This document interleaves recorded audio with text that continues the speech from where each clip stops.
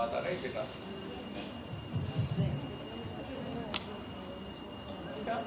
तो वो आर्टरी जो या वेसल्स जो कि देखी भी नहीं जाती, उनकी इन्फ्लेमेशन दैट लीड्स, आवाज आ रही है बेटा, that leads to some pathology in the vessels, इसे वेस्क्युलाइटिस कहते हैं।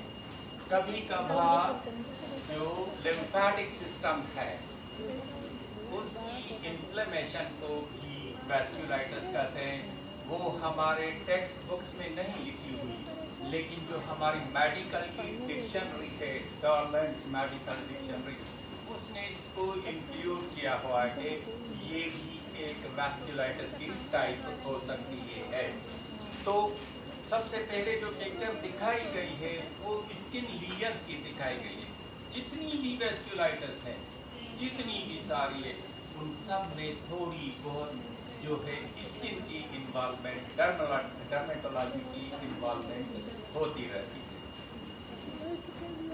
तो सबसे पहले हम अगर थोड़ा डेफिनेशन पे आ जाए, ये एक ग्रुप है, जैसे हम कहते हैं कि ILD, इंटरस्टिशियल लंग डिजीज, क्या है ये? एक डिजीज नहीं है, बहुत सारे डिजीज का है मजमुआ। इसी तरह से वेस्क्युलाइटिस भी एक अम्ब्रेला वर्ड है, इसके नीचे बहुत सारी डिजीज हैं। Inflammation, a group of disorder which results due to inflammation. किसकी इन्फ्लामेशन? Blood vessel. अगर इन्फ्लामेशन हो गई तो क्या है, हम किसी को IV कैन्युला लगाते हैं, 3 दिन के बाद उसको वेस्क्युलाइटिस हो जाती है, फिलिपाइटिस हो जाती है, हम कहते हैं कि जाओ कुछ भी नहीं, ठीक हो जाएगी, 3-4 दिनों के बाद ठीक हो जाती है। लेकिन हम इसके क्यों कर रहे हैं? ये भी इन्फ्लामेशन हो रही है, लेकिन इसको हम आगे तक ले जा रहे हैं। इसका रीज़न ये है कि ये सिंपल इन्फ्लामेशन नहीं है, ये इन्फ्लामेशन जो है उस वेसल की थिकनिंग कराती है, उसको वीक कर देती है, नैरो कर देती है, उसकी स्कैरिंग कर देती है। अगर किसी वेसल में ये 3-4 चीज़ें आप एबनॉर्मल लाए तो क्या होगा? फिर उसके फंक्शन पे इफेक्ट पड़ेगा, वो सही नहीं करेगी। तो कैन रेस्ट्रिक्ट ब्लड फ्लो। अब नेरो हो गई, स्कैरिंग होगी और कुछ हो गया, उसकी वजह से ब्लड फ्लो कम हो गया। ब्लड फ्लो जब कम हो जाएगा तो आर्गन या उस टिश्यू को डैमेज होगा। It can affect arteries, veins, capillaries. क्यों होती है? Cause is unknown, cause is unknown, but some infections can trigger, some autoimmune diseases are related, mostly unknown cause है। lymphangitis, ये मैंने कहा था हमारे बुक्स में, मेडिकल के टेक्स्ट बुक में तकरीबन नहीं मिलेगा, लेकिन गवर्नमेंट डिक्शनरी में जब वेस्क्युलाइटिस की क्लासिफिकेशन पे हम आते हैं, देखते हैं, तो उसने इसको कंसीडर किया हुआ है कि lymphangitis is also in some cases a cause of vasculitis। ठीक है, तो बेटा सिंपल सी है, इन्फ्लेमेशन की वजह से अगर वेसल का डैमेज हो जाए और उसके बाद उसके फंक्शन पे इफेक्ट पड़े तो हम इसे कहते हैं कि ये वेस्क्युलाइटिस है। तो निकला जा क्या? अब आर्ट्राइटिस भी होती है, कॉमनली हमने देखा है, आर्टरीज की इन्वॉल्वमेंट भी हो रही है।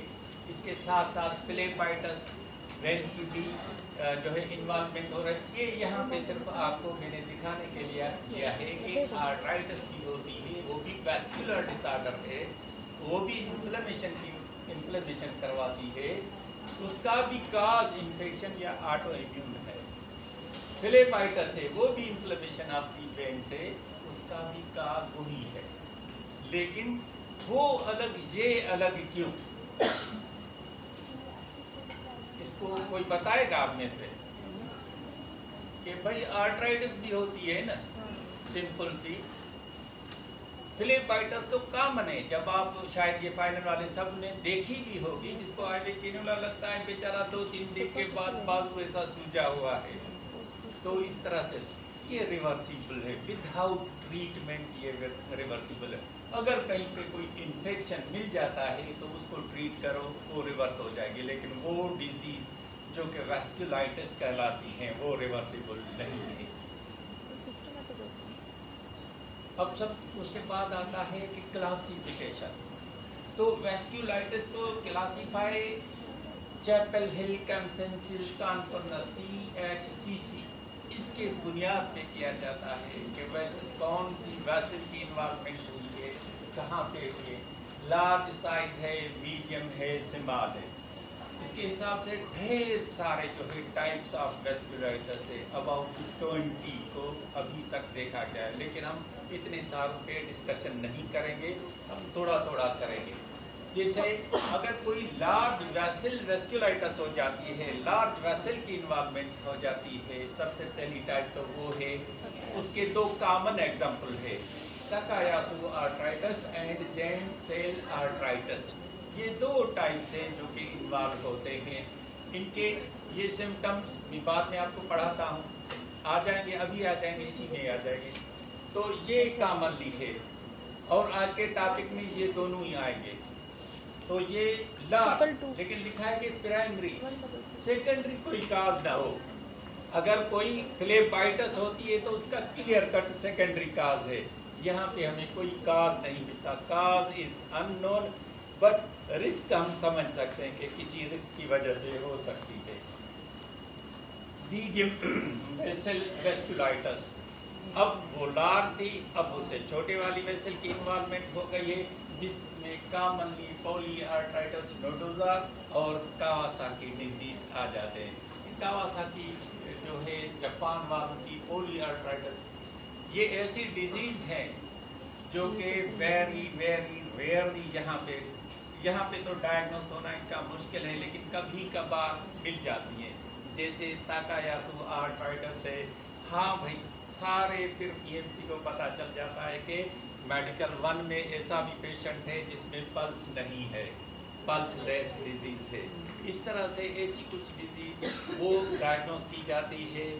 या जो है टेम्पोरल आर्थराइटिस, वो भी हम क्लिनिकली डायग्नोस कर लेते हैं, लेकिन जो कंफर्मेशन उनकी हो, बायोप्सी हो, वो यहाँ पे हम नहीं करते।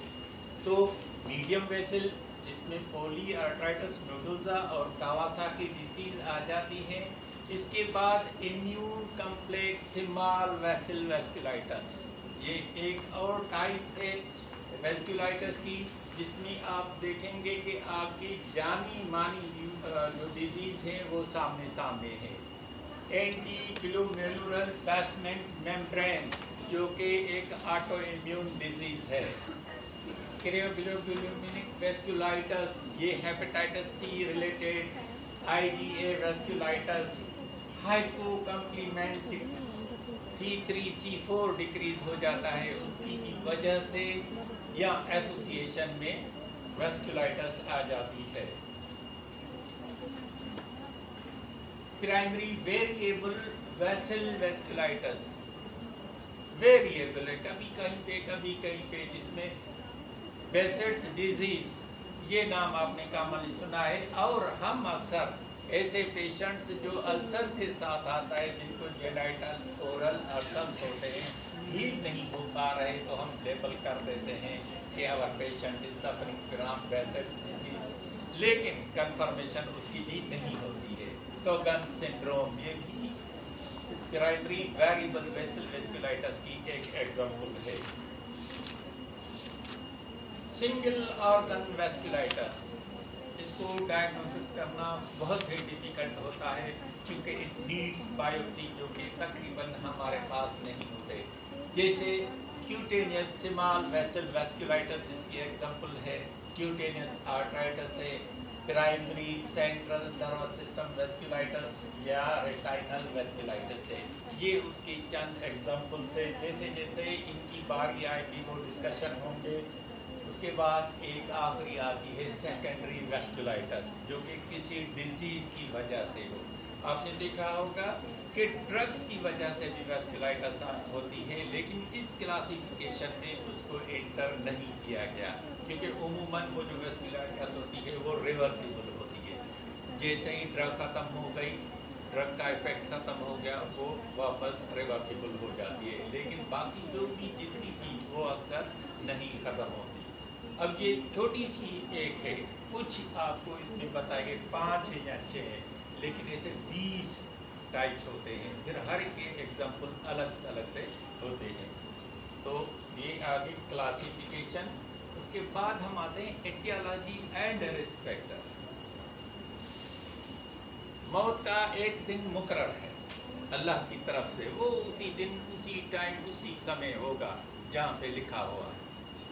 लेकिन किसी ने कोई ऐसा देखा है? या तो किसी को गोली लगती है, मरना तो उसे है, भाई क्या हुआ, भाई इंजेक्शन ने रिएक्शन कर दिया, उसने ये किया, मीन्स इटियोलॉजी उसके पीछे कुछ न कुछ जरूर होती है, मरना तो है उसको उसी टाइम पे। ये जो जितनी भी डिजीज है, काज उसका पता नहीं है, अभी तक क्लियर कट काज का पता नहीं है, लेकिन फिर भी हम सजेस्ट करते हैं कि अंडरलाइन कुछ हो सकता है।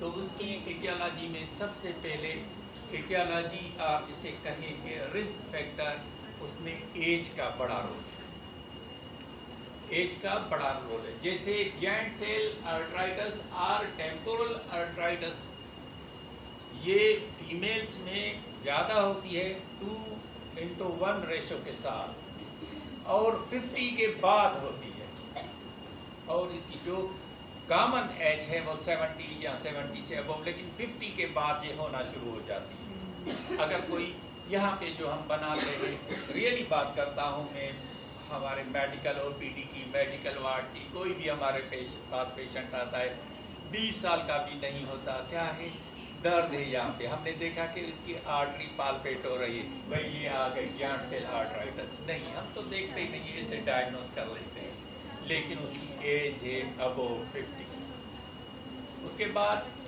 दूसरी क्या है, तकायासु, ये भी यंग वुमेन में होती है और 9:1 के साथ होती है, इतनी कॉमन वुमेन में होती है। कावासाकी चिल्ड्रन में होती है।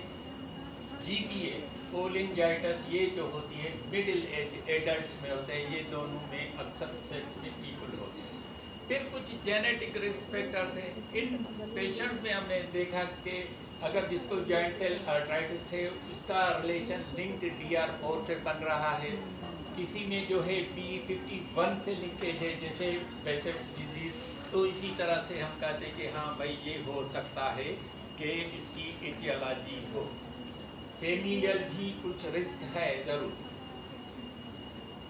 जितने भी ऑटोइम्यून डिजीज है उन सब में अक्सर वेस्कुलाइटिस होती है, लेकिन कॉमनली रूमेटॉइड आर्थराइटिस जो कि स्मॉल वेसल को इन्वॉल्व करता है, lupus vasculitis, inflammatory bowel disease की जो एसोसिएशन है या उनमें अक्सर देखा गया है वो है Behcet's disease. Infections, hepatitis B virus, polyarteritis nodosa, cryoglobulinemic vasculitis hepatitis C से रिलेटेड है। अगर किसी को पेशेंट को हेपेटाइटिस सी है तो पॉसिबिलिटी है कि इसको कैरियोग्लोब्यूलिनिक वेस्कुलाइटिस हो। स्ट्रेप्टोकोकल इन्फेक्शन वो डायरेक्टली तो नहीं करता, लेकिन IgA वेस्कुलाइटिस एनोशनलिन कर्क्यूरा को कर सकता है, ट्रिगर कर सकता है, हम उसको रिलेट कर सकते हैं उससे। HIV ट्यूबरकुलोसिस, इसमें भी वेस्कुलाइटिस लाइक सिंड्रोम्स होते हैं, लेकिन कोई स्पेसिफिक टाइप ऑफ वेस्कुलाइटिस से इसको रिलेट नहीं किया जाता। फिर इन्वायरमेंटल फैक्टर्स है, जैसे स्मोकिंग, कॉमनली हम देखते हैं ये बर्गर्स डिजीज में होती है जो कि हाथ और पाँव पे अफेक्ट करती है। एक्सपोजर टू सिलिका डस्ट, इनका associated vasculitis. Cold weather, Raynaud's phenomena आपने पढ़ा है, देखा भी है, तो वहाँ पे cold weather Raynaud's phenomenon linked vasculitis उससे है रिलेटेड। वहाँ पे मेडिकेशन का इसकी क्लासिफिकेशन में जिक्र बिल्कुल नहीं था, लेकिन many medications called are associated with vasculitis, जैसे कॉमनली ड्रग से कार्डियोलॉजी में यूज होती है, हाइड्रोलॉजी या मेडिकल वार्ड में प्रोपाइल थायोयूरेसिल जो कि हाइपरथायराइडिज्म की ड्रग है, ये are associated with ANCA vasculitis. Penicillin sulphonamides, ये एंटीबायोटिक है। हाइपर सेंसिटिविटी वैस्कुलाइटिस से रिलेटेड है। और बायोलॉजिकल ड्रग्स जो है आजकल कॉमनली यूज हो रही है। पहले तो इनकी अवेलेबिलिटी भी बड़ा मसला था, अब तो ये फ्रीली नवाबशाह में भी अवेलेबल है। तो they can produce vasculitis like syndromes like symptoms. तो ये ऐसी ड्रग्स हैं जैसे ही इनका यूज बंद कर दो तो सिम्टम्स खत्म हो जाते हैं। इसीलिए जो ऊपर क्लासिफिकेशन दी गई उसमें इसको इंक्लूड नहीं किया गया, लेकिन काफ़ी सारी ऐसी क्लासिफिकेशन है जिसमें इसको इंक्लूड ही किया गया है। मैलिग्नेंसी और पेरानियोप्लास्टिक सिंड्रोम्स ये डायरेक्टली नहीं करवाती, लेकिन इनकी एसोसिएशन देखी गई है। स्ट्रेस एंड इम्यून डिस्फंक्शन ये भी रिलेटेड है वैस्कुलाइटिस के साथ। उसके बाद आती है कि भाई इटियोलॉजी तो हमें मिल गई, साइन सिम्टम्स क्या होंगे।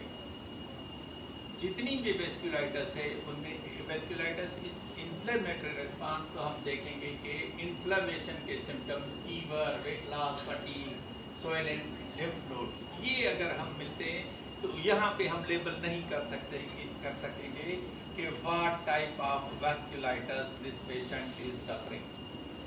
फिर जितने भी टाइप्स ऑफ वैस्कुलाइटिस है थोड़ा बहुत उनका स्किन पे इफेक्ट होता है। अगर किसी को पाल्पेबल परप्यूरा है तो दो चीज़ें हम पहले रख सकते, कोई और भी हो सकती है, लेकिन एचएसपी क्या है, ठीक है। और लिबिडो रेटिकुलरिस ये क्या है, डिस्कलरेशन, ये क्या है, लिम्स की डिस्कलरेशन, येलोइश नहीं, ग्रीनिश येलोइश, इस तरह से मिक्स्ड एक बनता है, उसे वो पोलियार्ट्राइटिस नोडोजा में। इसके अलावा skin ulcer, necrosis, subcutaneous nodules, Reynolds phenomena, ये सब चीज़ें में से कोई भी एक चीज़ हमें इसमें मिल सकती है। अगर हम हेड नेक को देखें तो वहाँ पे हमें जो है जॉइंट सेल आर्थराइटिस के फीचर्स कॉमनली मिलेंगे। टेम्पोरल आर्टरी टेंडरनेस मिलेगी, जा पेन होगा, स्कैल्प टेंडरनेस मिल सकती है। इसके अलावा वीएन का लास्ट एक इमरजेंसी है। जॉइंट सेल आर्थराइटिस अगर डायग्नोसिस होती है तो ये मेडिकल इमरजेंसी है, इसको छोड़ेंगे नहीं। इसकी वजह से परमानेंट जो है आई साइट, आई विजन लॉस हो सकता है। फिर आई में और भी बहुत सारी चीज़ें, रेस्पिरेटरी सिस्टम में हम देखें तो shortness of breath, crepitations, even nose bleeds, sinus congestion, hemoptysis, ये सब आ सकते हैं। Even COPD is also example of vasculitis. Presentation है उसमें हो सकता है, कोई भी आपको और काज नहीं मिलेगा। अक्सर हम देखते हैं कि भाई ना सिगरेट पीता है ना घर में कोई और पीता है, बायोमास से भी इसका रिलेशन नहीं है, वह नहीं जाता, फिर भी उसको COPD है, तो हो सकता है कि वैस्कुलाइटिस ही हो। फिर कार्डियोवास्कुलर सिस्टम पे जब आएंगे, कार्डियोवास्कुलर सिस्टम की इन्वॉल्वमेंट अक्सर जो है टाकायासु आर्थराइटिस में होती है। वहाँ पे हमें ब्रूइंग मिलेगी, एब्सेंट पल्सेस मिलेगी, ब्लड प्रेशर इंक्रीज मिलेगा। ये फीचर्स जो है टाकायासु आर्थराइटिस के हैं। फिर नर्वस सिस्टम में कुछ भी हो सकता है, मोनोन्यूराइटिस, मल्टीप्लेक्स है, स्ट्रोक हो सकता है, गैस्ट्रोइंटेस्टिनल सिम्टम्स हो सकते हैं, किडनी की भी इन्वॉल्वमेंट हो सकती है। पीछे वाले कचहरी ज़्यादा कर रहे हैं, क्यों? सुनाई भी नहीं देता हूँ तो पता नहीं क्यों। हाँ भाई, पीछे वाले टोपी वाली, टोपी के साथ कि क्या इन्फ्लामेशन वाकई है, तो ESR बढ़ा हुआ हमें मिलेगा इन पेशेंट में। C रिएक्टिव प्रोटीन्स वो भी बढ़े हुए मिलेंगे, जो कि इंडिकेट करते हैं कि यहाँ पे एक्टिव वैस्कुलाइटिस है। इसके अलावा अगर हम ब्लड CT को देखेंगे तो वो हमें एनीमिया का भी बता सकती है, और अंडरलाइन कोई इन्फेक्शन है तो उसका भी पता चल जाएगा। N का NA कंप्लीमेंट लेवल्स ये सब हम करवा के देखेंगे, ताकि हम आ जाएंगे कौन सी स्पेसिफिक टाइप ऑफ वैस्कुलाइटिस है। ये नहीं है कि ये जितनी सारी इन्वेस्टिगेशन है हम सब में करवाए, नहीं। जैसे हमने देखा था तकायासु में क्या इन्वॉल्वमेंट हो रही है, कार्डिक इन्वॉल्वमेंट हो रही है, ग्रेट वेसल की और काफी आर्टाची हो रही है, तो उसको देखेंगे। यहाँ टेम्पोरल आर्ट्राइटिस है तो उस तरह से जिसमें ESRC रिएक्टिव प्रोटीन्स ये तो सब में हमें इंक्रीज मिलेंगे। यूरिन एनालिसिस, किडनी इन्वॉल्वमेंट तो नहीं हो गई है, यूरिन माइक्रोस्कोपी, र्यूमेटॉइड फैक्टर ये भी जो है इसकी एसोसिएशन से मीन्स इसके साथ भी स्मॉल वेसल वेस्कुलाइटिस हो सकती है। फिर आ गया क्रेटिनिन, यूरिया, हेपेटाइटिस बी, सी, कैरियोग्लोब्यूलिन, ये हमें थोड़ा इंडिकेट करेंगे कि अगर किसी को वेस्कुलाइटिस आ गई है उसमें बी या सी पॉजिटिव है तो इन दोनों में से बी पैन के साथ है, पॉलीआर्ट्राइटिस नोडोजा के साथ होती है, और अगर HCV है तो उसमें जो है क्रियोग्लोब्यूलिन वेस्कुलाइटिस हो सकती है। मीन्स ये थोड़ा आपको इंडिकेट करता रहेगा कि अब आप इस तरफ जाओ। एक्सरे चेस्ट, लंग्स की इन्वॉल्वमेंट, हेमोप्टाइसिस के साथ पेशेंट प्रेजेंट होता है हमारे पास, शॉर्टनेस ऑफ ब्रेथ के साथ होता है, तो उसको देखने के लिए या पल्मोनरी न्यूड्यूल्स, इन्फिल्ट्रेट्स, ये देखने के लिए CT एंजियोग्राफी, ये जो पहले थी लार्ज वेसल वेस्कुलाइटिस, उसमें इसका बहुत बड़ा रोल है। इसका डायग्नोसिस जो है इसी पे होता है, टाकायासु हो या जॉइंट सेल आर्ट्राइटिस हो, इसमें CT एंजियोग्राफी ही करवाते हैं। उसके अलावा MRI है, डॉपलर अल्ट्रासाउंड है, ये सब चीज़ें भी हम साथ साथ करवाते जाएंगे। इनमें से जो अल्ट्रासाउंड डॉपलर है वो तो टेम्पोरल आर्ट्राइटिस के लिए कॉमनली यूज़ करते हैं, और बाकी तो CT एंजियोग्राफी वो भी इसके लिए जॉइंट सेल आर्ट्राइटिस या ताकायासु के लिए हम यूज़ करवाते रहते हैं। फिर स्पेसिफिक इन्वेस्टिगेशन आ जाती है जहाँ पे हमारी अप्रोच हो, जैसे टेम्पोरल आर्टरी बायोप्सी है जो कि जॉइंट सेल आर्ट्राइटिस में करवाई जाती है, वेरी इजी अप्रोच है। किडनी बायोप्सी है, इसके लिए हम देखते हैं कि किस किस कंडीशन में हो सकती है। स्किन बायोप्सी उमूमन, small cell vasculitis, lung biopsy, ये चीज़ें हैं जो कि बायोप्सी में, लेकिन यहाँ पे नवाबशाह, हैदराबाद, यहाँ पे बायोप्सी नहीं होती। आगा खान वाले ज़रूर करवाते हैं, बाकी तो मुश्किल से है, लेकिन ये कन्फर्मेटरी टेस्ट है। अगर किसी को टेम्पोरल आर्ट्राइटिस है तो उसकी बायोप्सी हमें बताती है, लेकिन 90%, 10% में वो भी नॉर्मल आ जाती है। इलेक्ट्रोमायोग्राफी ये फर्दर है, पॉजिट्रॉन इमिशन टोमोग्राफी, हमने तो सिर्फ नाम सुना है। सिंध में 2 ही है, एक आगा खान में है और दूसरी जिनाह में है। आगा खान वाले का 3 महीने के बाद आपको नंबर मिलेगा, जिनाह वाली हमेशा आउट ऑफ ऑर्डर रहती है। हाँ हकीकत है बेटा। और एक वहाँ पे लाहौर में भी है, पाकिस्तान पूरे में 5-6 हैं, ज़्यादा नहीं। तो आज जो हमें लार्ज वेसल की इन्वॉल्वमेंट जो हो रही थी, जिसमें 2 डिजीज़ कॉमन थी, हम उस पर थोड़ा देखेंगे। तो उसमें सबसे पहले आ जाती है Takayasu arteritis, also known as aortic arch syndrome, non specific aorto arteritis और पल्सलेस डिजीज। इसमें पल्सलेस क्यों हो जाती है? वही रीज़न कि इन्फ्लामेशन हुई, इन्फ्लामेशन के बाद जो है चेंज आ गई वेसल में और वहाँ के ब्लड फ्लो में रुकावट हो गई, तो हमें पल्स फील नहीं होती। उसका मेन जो वेसल्स इन्वॉल्व होती है वो भी आगे आ जाएंगी। तो ताकायासु आर्ट्राइटिस नाम ही इंडिकेट करता है कि ये कोई जापान वालों की ही डिजीज है।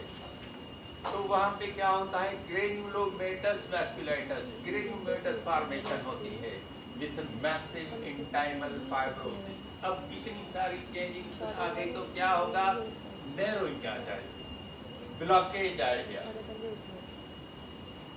यंग और middle age women of Asian descent में कॉमन है, जिसका शायद आगे बता भी दिया था कि 8 to 9% more common in females. It mainly affect the aorta. Common जो इसकी साइट है, पीछे वाले नहीं सुधरेंगे और ना लास्ट से दूसरी वाली दांत दिखा रही हो, क्यों ब्रश नहीं किया था? हम दूसरी को दांत दिखा रहे थे। एआर्टा, एआर्टा क्या है? शाह शरियान जिसे बोलते हैं, उसको इफेक्ट करती है ये, और उससे निकलने वाली ब्रांचेस को इफेक्ट करती है, जो कि कहीं पे भी जा सकती है। फीमेल्स मोर हैं, और इसकी जो एज है वो 15 तो 30 ईयर्स है। इस एज में यूजुअली इसके सिम्टम्स नजर आना शुरू हो जाते हैं। पल्सलेस डिजीज, इसका दूसरा नाम पल्सलेस डिजीज है, और जितने भी हमने तुक्के मारे यहाँ बीएमसी में इसी वजह से मारे। ये भी हमें पता नहीं कि आया ये शॉक की वजह से पेशेंट शॉक में चला गया है, हमें पल्स नहीं मिल रही, वो भी हो सकता है तो वो हो। लेकिन जब हमें पल्स नहीं मिलती पेशेंट की, पेशेंट स्टेबल है, घूमता फिरता रहता है, तो शॉक तो आउट हो जाती है। हम जो है वो बन जाते हैं कायदे आज़म के पाकिस्तान मैंने बना लिया, तो हम कहते हैं कि भाई ये पल्सलेस डिजीज आ गई है, मैंने डायग्नोस कर लिया। तो वो डायग्नोसिस कंप्लीट नहीं होता, लेकिन on the basis of pulse हम कर सकते हैं। क्यों होती है?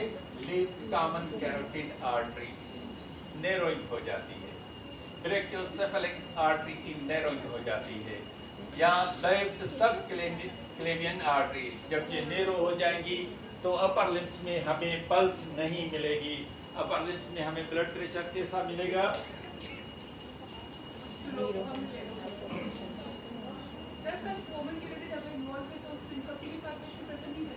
इसको बेटा बेटा 3-4 इन्वॉल्व कर रहे हैं, उसका सामने अभी एक और आ रही है। अब देखो ये एक पिक्चर है, इसमें बहुत सारी जगह पे दिखाया गया है कि यहाँ पे इन्वेसिस में नैरोइंग हो गई है। ये देखो किसी भी एक जगह पे नहीं, मल्टीपल साइड पे इसमें नैरोइंग हो गई है। खुद आपका एआर्टा को भी देखो किस तरह से होनी चाहिए, वो किस तरह की हो गई है। तो ये एक एंजियोग्राफिक इमेज है, वो दिखाया गया है। अब इसके साइंस और सिम्टम्स तकायासु के 2 फेज होते हैं डिजीज के। अर्ली फेज इन्फ्लेमेटरी होता है, तो उसमें वही सब कुछ आता है जो इन्फ्लेमेशन की वजह से हो। Malus, fever, night sweats, weight loss, joint pain, fatigue and fainting. Fainting क्यों हो रही है?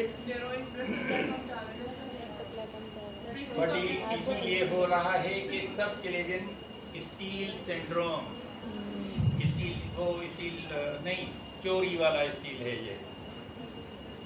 सब क्लेवियन स्टील सिंड्रोम और कैरोटिड साइनस सिंड्रोम। अब इस तस्वीर को अगर आप देखें तो इसमें एक साइड तो ठीक ठाक है, वर्टिब्रल आर्टरी ये ब्लड जा रहा है, लेकिन दूसरी साइड पे ये मेन ही बंद है। यहाँ पे ये आर्टरी इधर से ही बंद है, तो ये पूरा का पूरा ब्रेन में जाने के बजाय वहां से रिवर्स होके इस साइड पे आ जाता है। तो ब्रेन को ब्लड की कमी कम मिलती है, इसी वजह से फैंटिंग बहुत ज़्यादा इन पेशेंट में, और अक्सर प्रेजेंटेशन भी इसी के साथ होती है। एक तो ये आ गया, उसके साथ एनीमिया या ESRC रिएक्टिव प्रोटीन्स भी इंक्रीज मिल सकते हैं। अब ये पहला फेज था, इन्फ्लामेशन वाला फेज था। जैसे ही वो कंप्लीट होगा तो पल्सलेस फेज आ जाएगा। सॉरी बेटा, आर्म और लेग क्लाडिकेशन। क्लाडिकेशन क्या है? पेन, वीकनिंग, दर्द होता है। मैं जब चलता हूँ तो दर्द होता है। बाज नहीं आओगे पीछे वालों, फर्स्ट रो वाली सेंट्रल साइन याद नहीं है, वरना आप लोग मस्ती ना करते। उसको यहाँ पे कैमरा लगा हुआ है छुपा हुआ, आप लोगों को नजर नहीं आता। फिर वो आके मार करता है कि कौन कौन था, रोल नंबर देखो इसका। ठीक है, क्लाडिकेशन में चलता हूँ, थक जाता हूँ, पेन होता है मुझे। रीनल आर्टरी स्टेनोसिस, जब रीनल आर्टरी की इन्वॉल्वमेंट होगी तो हाइपरटेंशन की वजह हो जाएगी। वहाँ पे भी हमने देखा ब्रेन को कंप्लीट ब्लड सप्लाई नहीं हो रहा, तो न्यूरोलॉजिकल मैनिफेस्टेशंस हो सकती है। ट्रीटमेंट तकरीबन जितने भी हैं हमारे, जी बेटा इधर आंखें मार रही है उसे क्यों? हाँ जी, तीसरे नंबर पे जो बैठी है फर्स्ट रो में, हाँ इस साइड वाली। ओ बेटा उधर नहीं है, वो कोने वाली है सब, बिल्कुल कोने में जो भी है ना। तो steroids main stay of treatment का है और कुछ भी नहीं है, जो कि ड्यूरेशन, लॉन्गर ड्यूरेशन के लिए चलता रहेगा। Giant cell arthritis also called in temporal arthritis, ये भी एक ऑटो इम्यून डिजीज है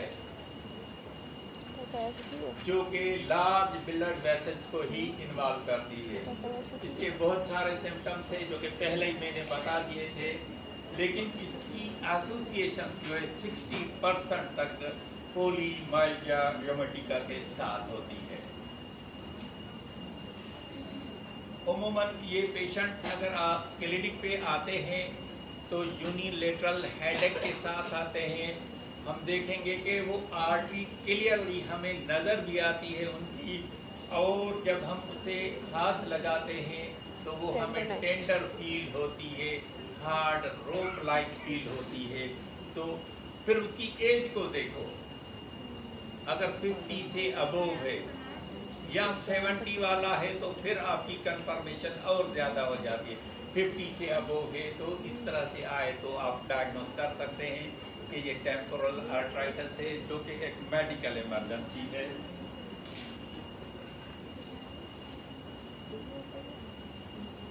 इसकी भी ट्रीटमेंट सिंपल है। इसके सिम्टम्स तो मैंने पहले आपको बता दिए सब। तो इसका ड्यूरेशन ऑफ ट्रीटमेंट बड़ी इंपॉर्टेंस रखता है। ऐसे नहीं है कि भाई 15 दिन के बाद जो है काटी को स्टीरॉइड्स का डोज जो है टेपर ऑफ कर दो। डोज चलता रहेगा जब तक सिम्टम्स रिलीव नहीं होते।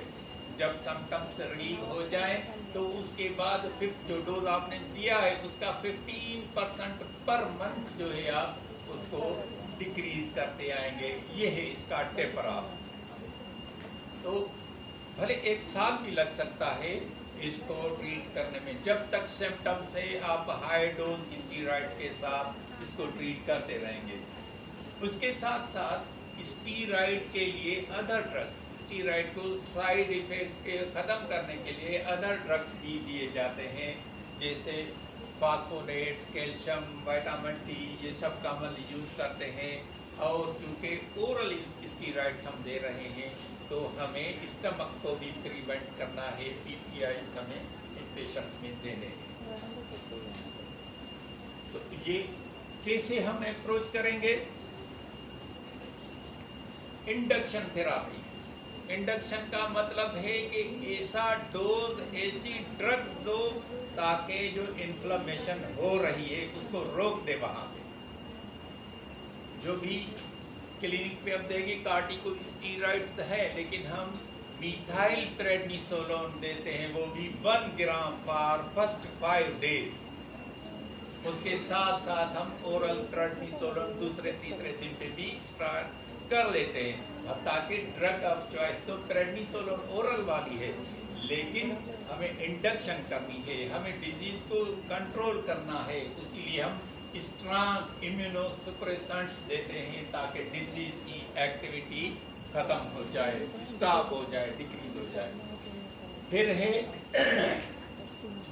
उसके बाद मेंटेनेंस थेरापी पे हम आ जाएंगे। जब सिम्टम्स रिलीफ हो गए, 6 महीने लगे, साल लगा, मेंटेनेंस थेरापी पे आ जाएंगे जो कि लॉन्ग टर्म कंट्रोल के लिए होती है। और उसके साथ साथ सपोर्टिव केयर भी इन पेशेंट्स को आपको देनी पड़ेगी।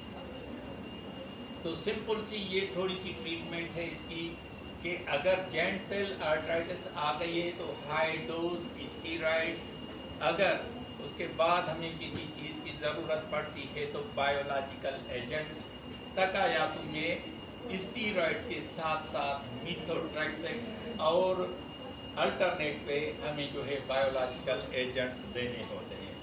इनके साथ साथ सपोर्टिव केयर की भी ज़रूरत पड़ती है। सिंपली हम इन 2 ड्रग्स पे नहीं छोड़ेंगे। अगर ब्लड प्रेशर है पेशेंट को तो एस इनहिबिटर्स और ARBs ये 2 ड्रग्स हम देते हैं। बेटा फिर मैं कुछ बोलूँगा, दूसरी नंबर को दूसरी लाइन में लपेटिए।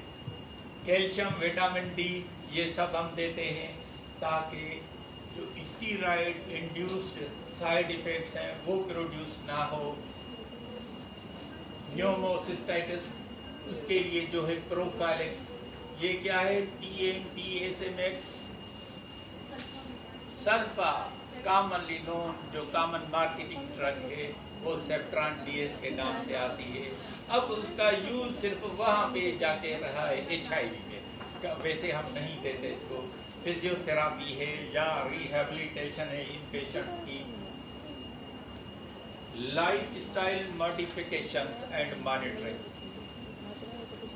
अवॉइड स्मोकिंग एंड अल्कोहल, ये जरूरी है क्योंकि इनका वैसे भी डायरेक्टली इफेक्ट होता है वेसल पे। पहले ही वेसल डैमेज है, दूसरा अगर हम इसको स्मोकिंग नहीं छोड़ता, अल्कोहल नहीं छोड़ता तो वो फर्दर डैमेज बढ़ता रहेगा और पेशेंट की वैस्कुलाइटिस हमारे कंट्रोल में नहीं आएगी।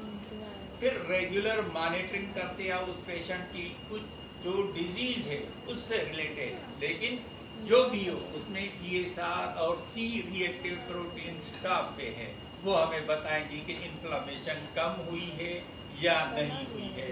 एनुअल वैक्सीनेशंस भी इन पेशेंट की करवाई जाती है, पोलियो और निमोनिया की। आखिरी है मेरे ख्याल। तो जी बेटा खुश हुए ना, जल्दी खत्म। भाई ऐसा बोरिंग टॉपिक सर में दर्द दिला देता है, नहीं ऐसा? अच्छा है, चलो ठीक है, कोई बात नहीं, देखते हैं। हाँ, घबराओ नहीं, आगे भी है। क्यों? अभी टाइम कहाँ हुआ? चलो ठीक है। तो सर्वाइवल, एक मिनट बेटा, एक मिनट, तकड़ नहीं है, मुझे भी तकड़ है, ठीक है ना? तो सर्वाइवल रेट्स एक तो डिजीज की सीवियरिटी पे डिपेंड करते हैं, कोई अधर को मारपीट है इसके साथ उस पे डिपेंड करते हैं। इस तरह से 5 ईयर सर्वाइवल रेट्स जो है जॉइंट सेल आर्थराइटिस का, बेसेट्स डिजीज का, परक्यूरर का या कावासाकी, इनका जो सर्वाइवल रेट है वो बहुत अच्छा है। ताकायासु आर्थराइटिस, पोली आर्थराइटिस नोडोजा, और वो तो मैं भी भूल गया हूँ, क्या है? हाँ जी बेटा, आपने पढ़ा हुआ है पहले, हाँ ना? क्या हुआ? हाँ, और देखो भाग भी पीछे वाली जा रही है, जिनको तकड़ दी। बेटा टाइम हो गया, मैं भी जा रहा हूँ, मुझे भी वहाँ पे आज राउंड करना है, क्लास लेनी है, आप लोगों की फिर। तो इस तरह से जो सबसे कम है सीवियर केसेस है वो GPA, MPA, MNA वालों में ही होता है। Okay, thank you very much.